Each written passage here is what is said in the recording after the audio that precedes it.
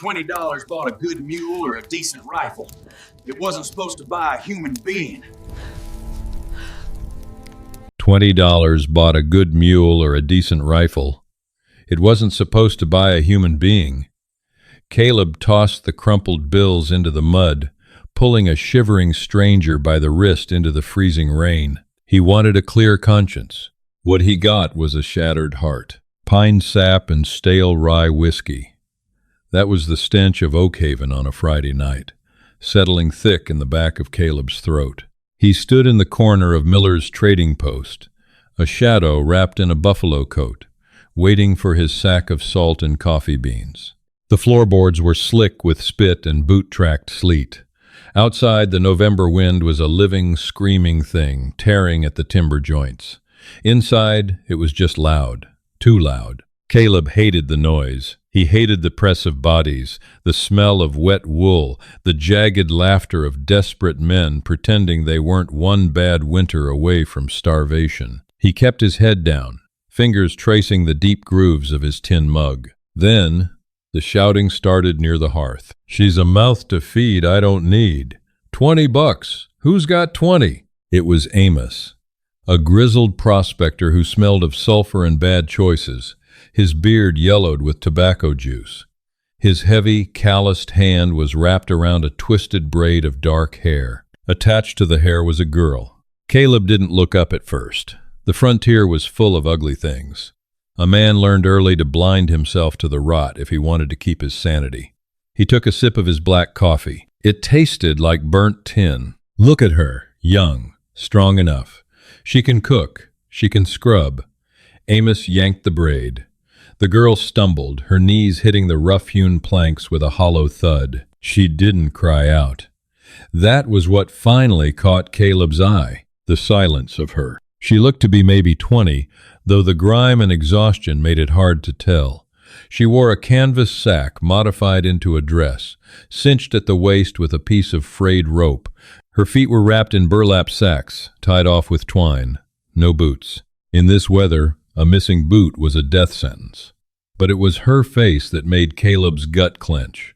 There was no terror in her eyes, just a flat, deadened pragmatism. She was scanning the room, calculating her odds, appraising the drunkards and thieves who were looking back at her with hungry, hollow eyes. A miner with a missing ear spat into the fire.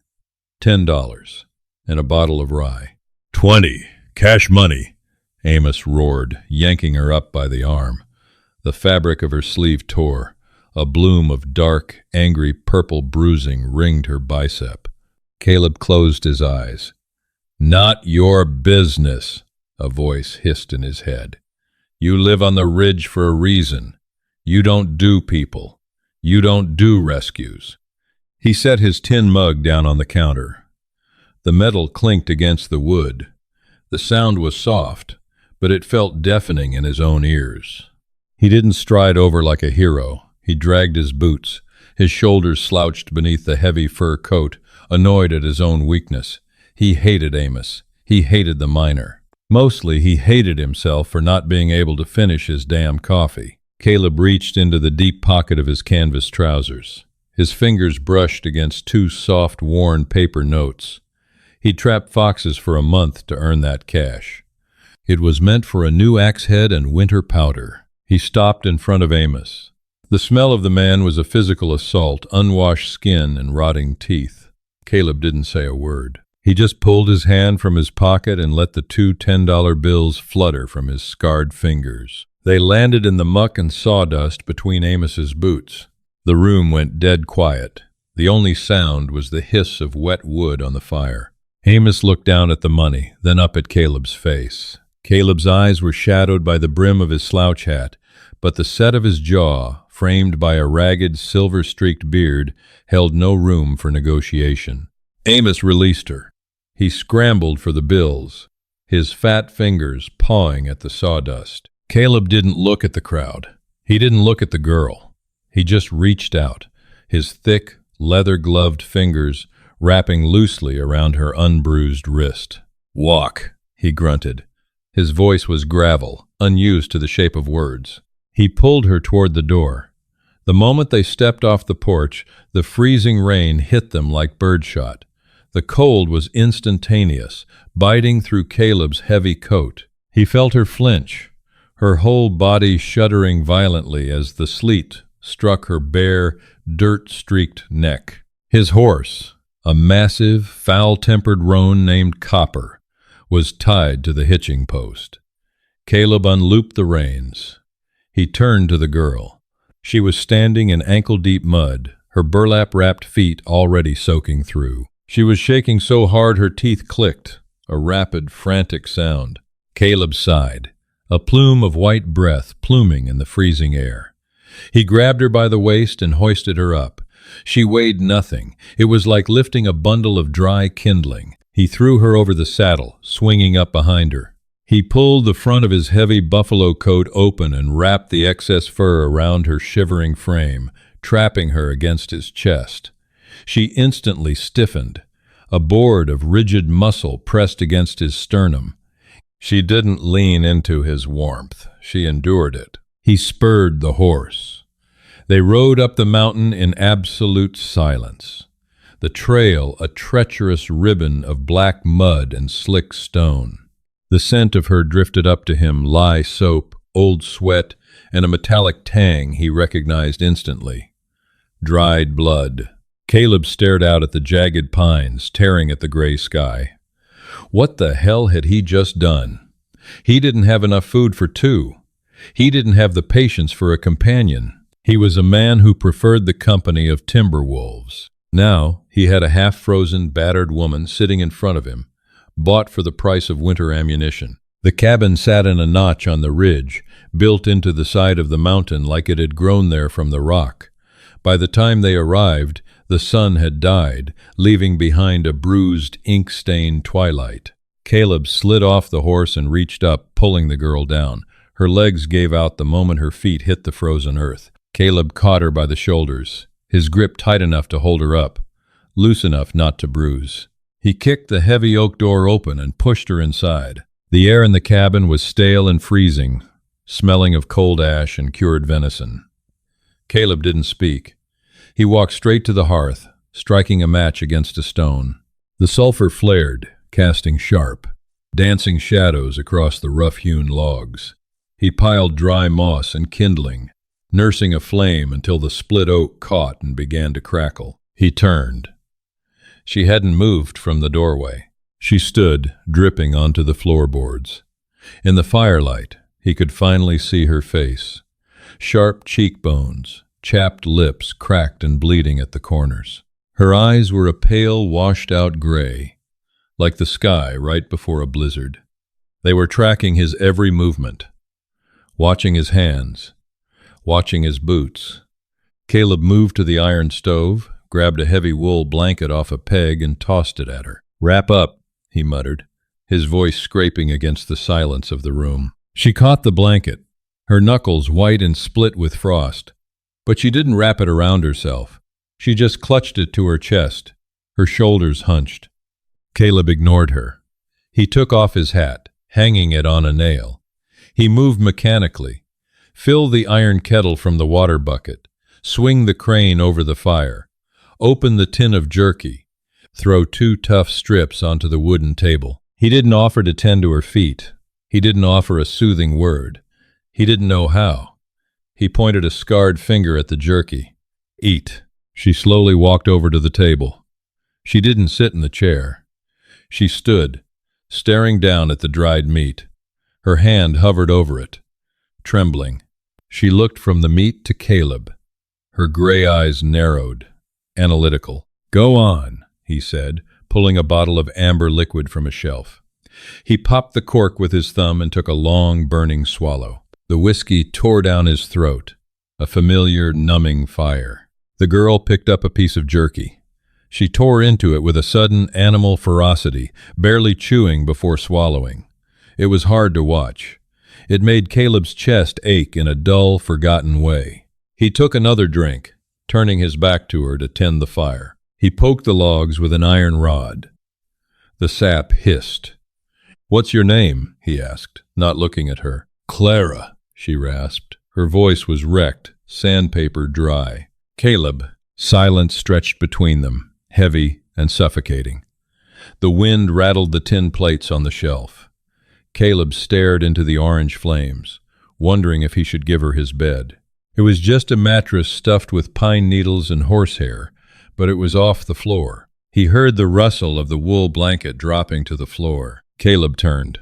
Clara was standing beside the table. She had untied the frayed rope around her waist. The canvas sack dress pooled at her feet. Underneath, she wore a ragged cotton shift, practically transparent and torn at the hem. Her arms and legs were mapped with bruises yellowing, purple, angry black. Some were old, some were terrifyingly fresh. Caleb froze. The bottle slipped slightly in his grip. "What are you doing?" She didn't try to cover herself. She stood perfectly straight, though her whole body was vibrating with cold and adrenaline. Her face was a mask of sheer stone.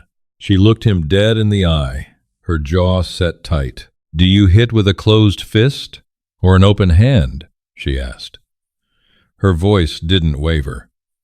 It was flat, businesslike. "I just need to know how to stand so I don't break my jaw. And I don't like it in the dark. Leave the fire on." The words hit Caleb harder than a kick from his roan. The air was sucked from his lungs. His vision tunneled for a split second. He stood there, a massive, scarred man holding a bottle of cheap liquor, completely dismantled by the bruised, shivering girl standing in his kitchen. She wasn't asking for mercy. She wasn't begging for her life. She was negotiating the terms of her abuse, treating it as an inevitable transaction. $20. That's what she thought she owed him. A beating, or worse, in exchange for not freezing to death in the mud. Bile rose in the back of Caleb's throat. A sickening, profound shame washed over him, not for himself, but for the world that had taught this girl that this was the only way survival worked. He looked at her arms. The defensive posture she couldn't quite hide. The way she was leaning slightly to her left, anticipating a blow to the right side of her face. Caleb slammed the whiskey bottle down on the table. The loud thwack made Clara flinch violently, her eyes squeezing shut, bracing for the strike. It never came. Caleb bent down, his knees popping in the quiet room. He picked up the heavy wool blanket. He stepped toward her.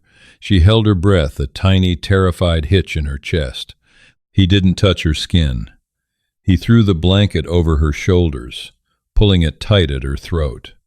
He stared down at her, his dark eyes wide and haunted. "I don't hit," he whispered. His voice broke on the word, sounding ragged and small. "I don't hit. I don't want that." Clara opened her eyes slowly. The mistrust in them was a physical barrier, thick as iron. She searched his face, looking for the lie. Men always lied. Caleb stepped back, putting distance between them. He felt clumsy, monstrous, just by association with his own gender. "You take the bed," he grunted, turning his face away so she wouldn't see the sudden, embarrassing shine in his eyes. He pointed to the corner. "I sleep by the fire. You want the door locked? There's an iron bar next to it. Drop it in the brackets." He didn't wait for her to answer. He grabbed his coat, pulled it over himself, and lay down on the hard, drafty floorboards in front of the hearth, facing the flames. He heard the soft shuffle of her burlap feet. He heard the creak of the bed rope as she sat down. He waited for the clank of the iron bar dropping into the door brackets, locking him out of his own space, keeping her safe from him. He waited. 10 minutes passed, then 20. The iron bar never dropped. Caleb lay on the floor, listening to the wind scream outside and the shallow, guarded breathing of the girl in his bed. He closed his eyes, the smell of pine smoke filling his nose, and realized with a terrifying clarity that his quiet, empty life was over. The mountain man had let the world in, and it was bleeding all over his floor. Morning broke like a cracked pane of glass, spilling weak, fractured light across the frost-heaved floorboards. Caleb woke with the stiffness of a man who had slept on raw timber. He rolled his shoulders, the joints popping like dry twigs, and sat up. The bed in the corner was empty. Panic, sudden and sharp, spiked in his chest. He threw off the heavy buffalo coat, his hand instinctively dropping to the Colt revolver holstered over the back of a chair. Then he heard the scrape of iron against stone. He turned. Clara was by the hearth. She was fully dressed in the canvas sack, though she had found an old moth-eaten wool sweater of his, and pulled it over her fragile frame. It hung off her like a tent. She was kneeling on the hearthstone, using a piece of wire brush to aggressively scrub the soot-stained bricks. Her hands were raw, the knuckles bleeding sluggishly into the gray ash.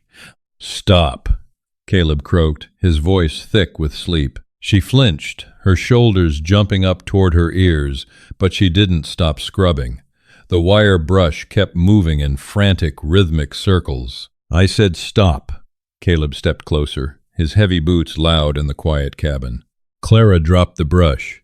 She stood up instantly, pressing her back against the rough log wall, her eyes fixed on the floor. Her breathing was shallow and fast. She was waiting for the punishment. She had been working to prove her worth, to pay off her daily debt of oxygen and warmth, and now she had somehow done it wrong. Caleb pinched the bridge of his nose. A headache was blooming right behind his eyes. He didn't know how to do this. He was a man who spoke to trees and horses. Human frailty terrified him because he couldn't fix it with a hammer or a knife.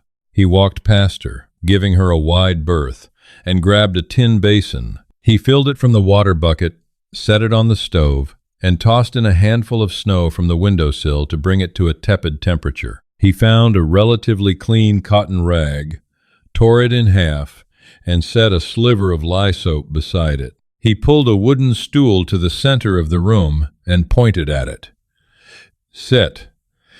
Clara looked at the stool. She looked at him.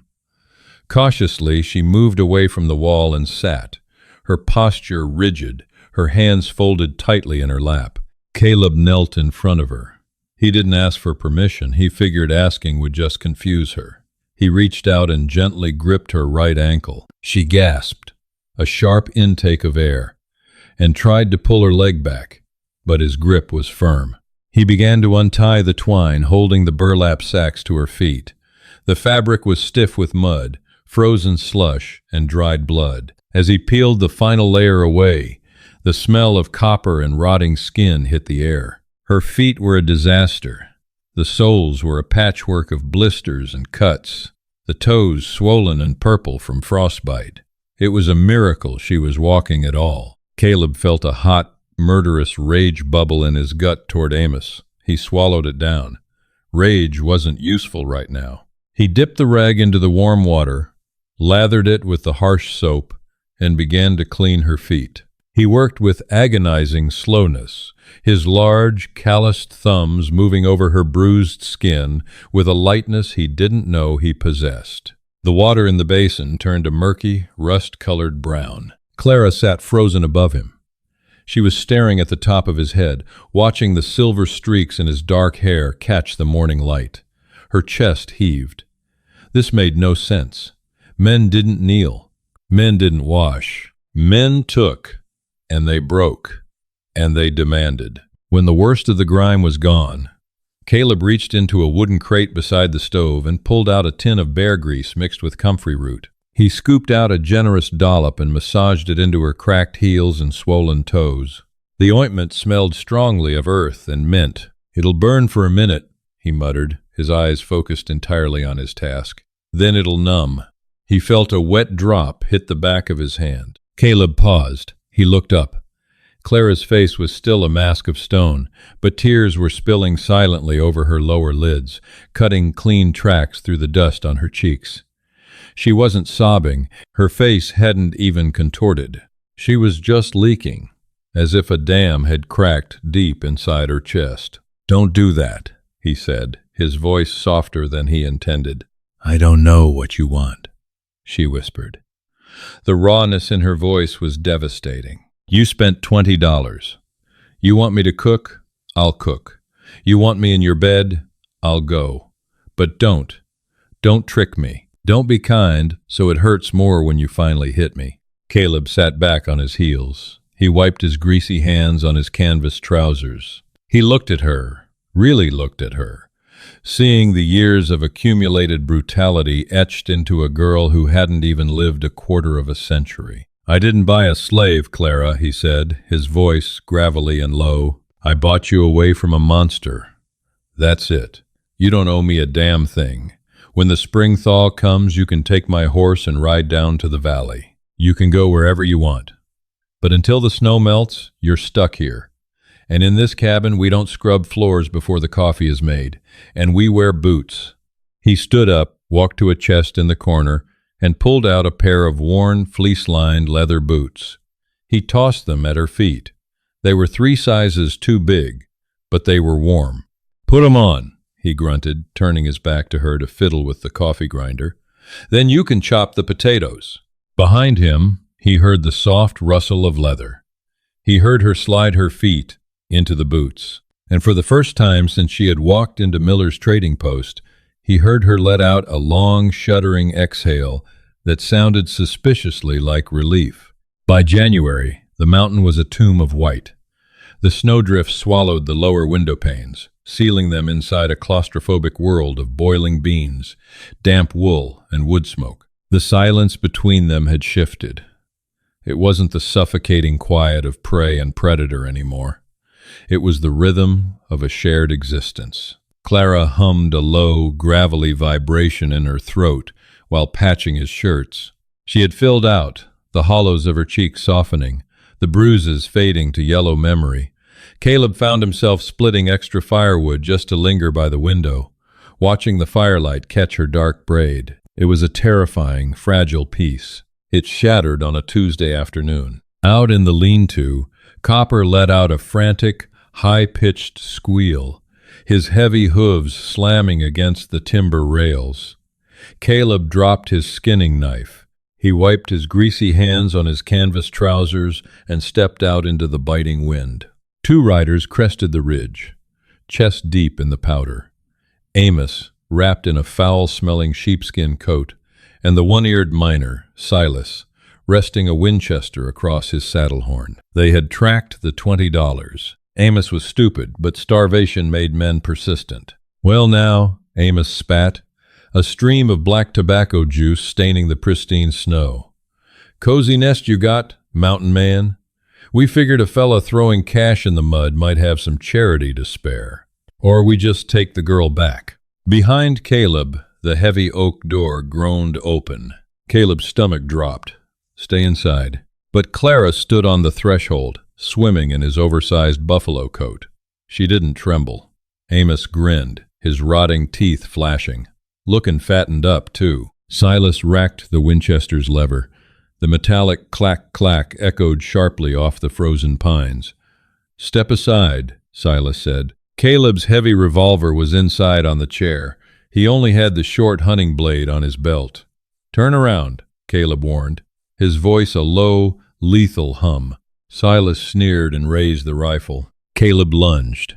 He kicked through the thigh-deep snow, ducking under the swing of Amos's panicked horse to grab the Winchester's hot barrel just as Silas pulled the trigger. The deafening crack tore the air. A streak of white-hot fire ripped across Caleb's left shoulder, tearing through wool and muscle. Ignoring the burn, Caleb twisted the rifle barrel down and drove his short blade to the hilt into Silas's thigh.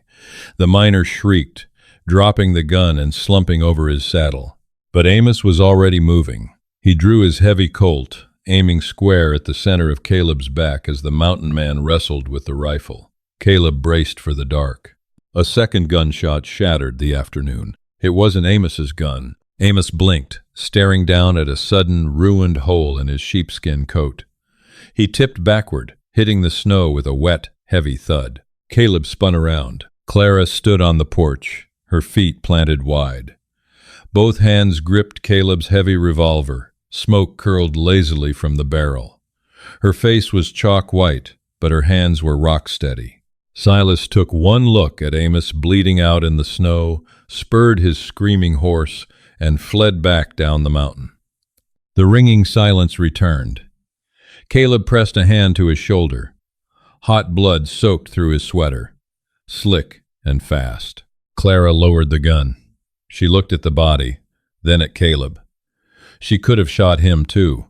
She could have taken the horse, the provisions, and ridden free. Instead, she trudged through the snow, stopping inches from him. She pressed her soot-stained fingers over his hand. "You're bleeding," she stated. Her voice was flat, but her pale eyes mapped the damage frantically. "Graze," Caleb grunted. The adrenaline crash made his knees buckle slightly. Clara wedged her shoulder under his good arm. "Lean on me." For the first time in his life, Caleb let his weight rest on someone else. Inside, the heat of the stove hit them like a wall. Clara pushed him onto the bed. She ripped his sweater open, grabbing a bottle of rye and a clean linen rag. She poured the alcohol directly over the torn flesh. Caleb gritted his teeth, watching her.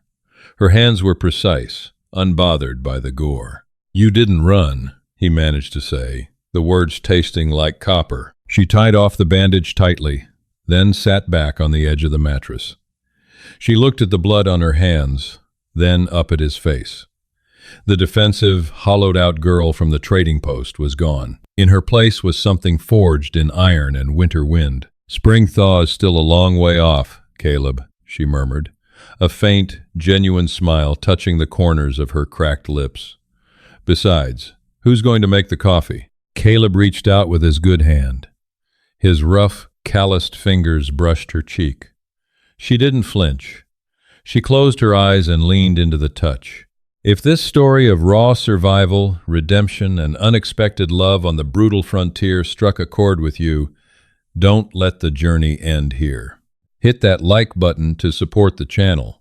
Share this tale with fellow fans of gritty historical drama, and subscribe for more immersive, deeply human storytelling. Drop a comment below. Would you have stayed like Clara or ridden into the unknown? Join our community and never miss a story. Hi, my name is Fam Man, the owner and manager of Sunrise Ruthless Love. After watching the video, he bought a girl for $20, but what she asked next broke the mountain man's heart. I'd really like to know what you think. How did this story make you feel? For me, the hardest part of the story was realizing how deeply fear and pain can shape the way someone sees kindness. Clara wasn't looking for love or comfort anymore. She was just trying to survive one more day. And Caleb, in his quiet way, showed that real care is often patient, steady, and proven through actions instead of words. Do you think Clara would have ever trusted anyone again if Caleb hadn't stepped in that night? And could you imagine opening your heart after surviving that kind of life? Sometimes even small moments of compassion can change the direction of someone's future more than we expect. If this story stayed with you too, I'd love to hear your thoughts in the comments. And if you enjoy these grounded mountain stories, feel free to like and subscribe for more.